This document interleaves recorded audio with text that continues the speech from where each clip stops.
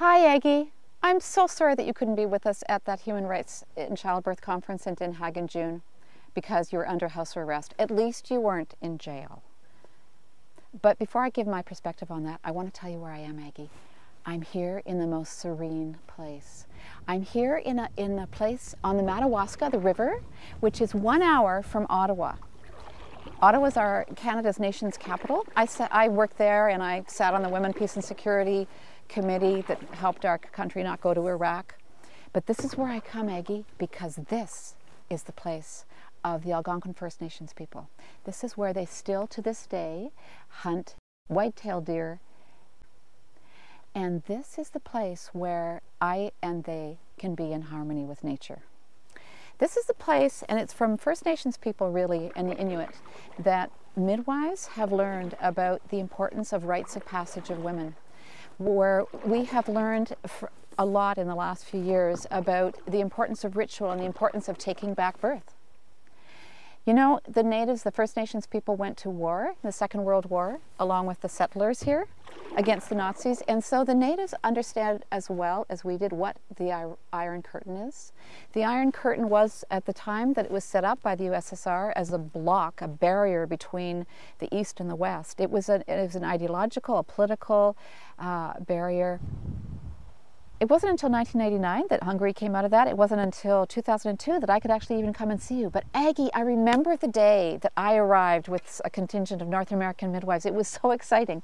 It was with the Midwifery Today folk, and I remember coming in and meeting you. You were cross-legged on the floor with the other 40 community women, midwives, and women with their children hanging around with diapers. It reminded me, even though at that time you were it seemed to be starting your home birth movement and reclaiming undisturbed birth, it reminded me of the 1970s when we threw out our TVs, moved out to the country, ate a lot of peaches and granola, and took back birth.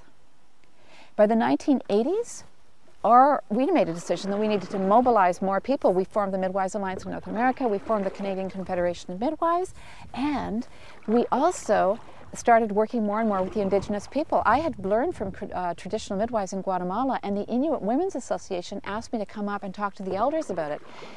So that by the 1990s, the Canadian governments, right across all the different provinces, started realizing that they needed to legislate midwives, and they needed to condone and legislate and institutionalize the requirement that midwives had to do home births as well as hospital births. It was a great time. The millennium is even a better time, because you know why? Now is the time when science is proving that those stormy times need to keep coming, because the science is finally proving that what we thought in the 1970s intuitively is real. We now know that home birth is safe. We know that from the Dutch studies, the Canadian studies, the British Medical Journal article that Ken produced on, and I produced on for the midwives in the States. We know that it's now safe. To the extent that in 2004, FIGO, the International Federation of Gynecology and Obstetrics, made a decision to hire a midwife.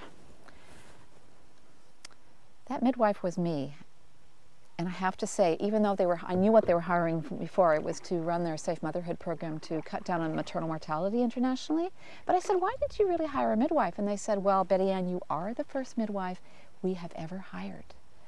They said that we are no longer relevant to women. In fact, women consider us an old boys club. And I went, oh, well, it's good you finally figured that out.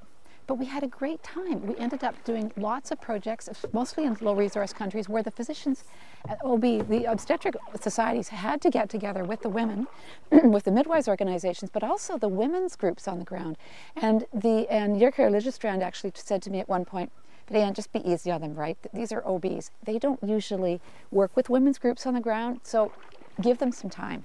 And so, along with them, the societies of obstetricians in the UK and in Canada made a decision to put out positive statements towards home birth. Did ACOG do that? No. Did your Hungarian physicians do that? No. But your Hungarian physicians, Aggie, your physicians use the most ridiculous arguments about home birth and why it shouldn't be happening, and why they should have jurisdiction over home birth. The first argument they used was, they said, well, in the 13th century, the obstetricians learned how to dismember babies in order to save the mothers. What a ridiculous thing to use as a reason why they should be involved in childbirth. They don't do that anymore. But sometimes, you know, physicians often will invent things to do, and then they start to use it more than they really need it. And that includes everything from forceps to cesareans, right? The second argument they used was, well, we are connected with Ignatius Semmelweis. And Ignatius Semmelweis was the Hungarian, very famous obstetrician who exposed the fact that if you go from doing an autopsy on a cadaver to then doing a vag exam on a woman, you could introduce terrible infection. And that's in fact what happened. They were killing about 30% of the women at that time. It was a terrible, terrible time. But you know, the Hungarians, obstetricians trying to connect themselves with Semmelweis was not really a smart thing to do, because if you realize in the end that they ended up putting him in an asylum. The third argument that they used was, well, we know that the feminists don't agree with home birth. That's so untrue. That's so untrue. I think what they were doing, I thought, what are they reading? I realized they must have been reading the 1920 suffragettes literature, because the suffragettes were really trying to access hospital birth for women. Because today the feminists are all about choice, so you can't use that argument. You can't use the feminist card. And the final argument that they used was statistics. But they didn't use statistics looking at the safety of home birth. They looked at statistics in terms of how many home births are going on in the United States. They said fewer than 1% of home births are, fewer than 1% of the births happening in the U.S. are home births. And therefore we don't want to do that because we'll look like a third world nation. So these were all very odd arguments to use. We are no longer thinking in terms of human rights only in terms of women or people being tortured in jails.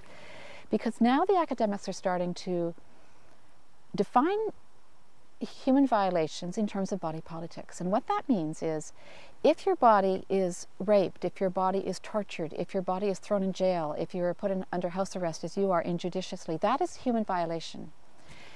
But also in 2009, the UN actually passed a resolution to say that maternal mortality and morbidity is also something that should be classified as a human violation, human rights violation.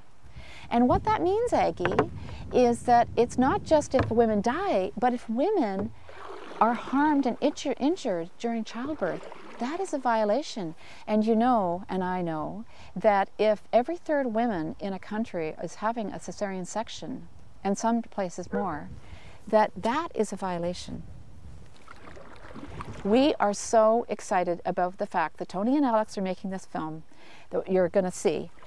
And we are so excited about the fact that you have done what you've done. You've martyred yourself, but it's incredibly important for us all.